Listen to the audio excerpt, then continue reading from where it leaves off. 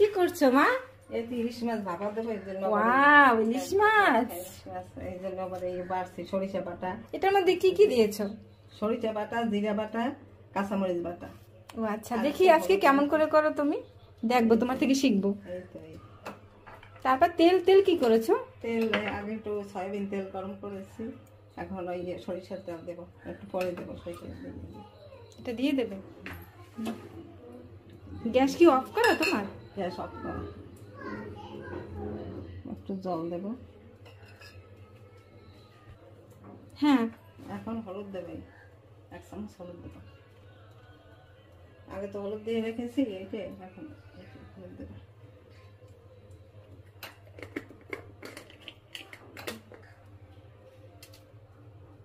লবণ। লবণ।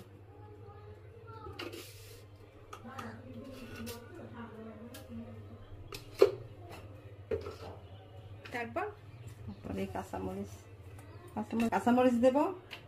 এই তারপর এখন মাছ দেবো, মেখে নেব। তারপর ওই মাছ দেবো পরে।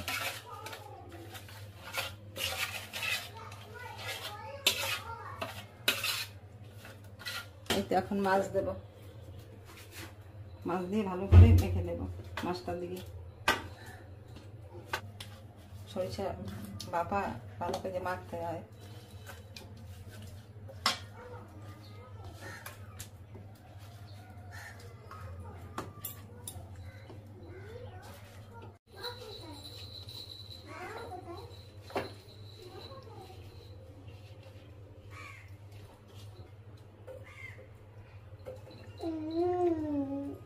এরপর কি দেবে? এরপর দেব, এরপর সরিষার তেলে।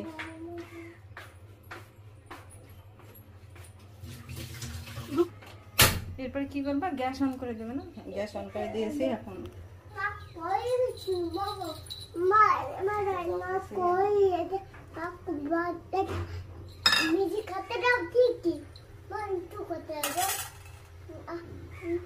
এরপর কি করবে?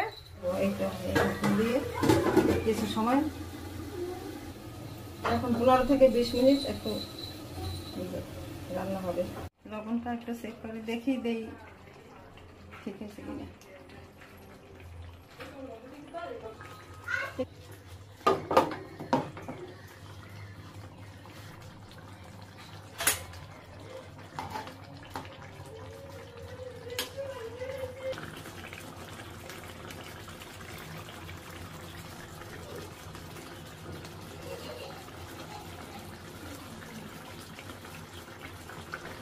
বেরেস্তায় দিয়ে দেবো। এখন দিয়ে একটু ঢাকনা দিয়ে দেবো। হয়ে গেছে মা? হ্যাঁ, এই আর একটু। আর কতক্ষণ লাগবে?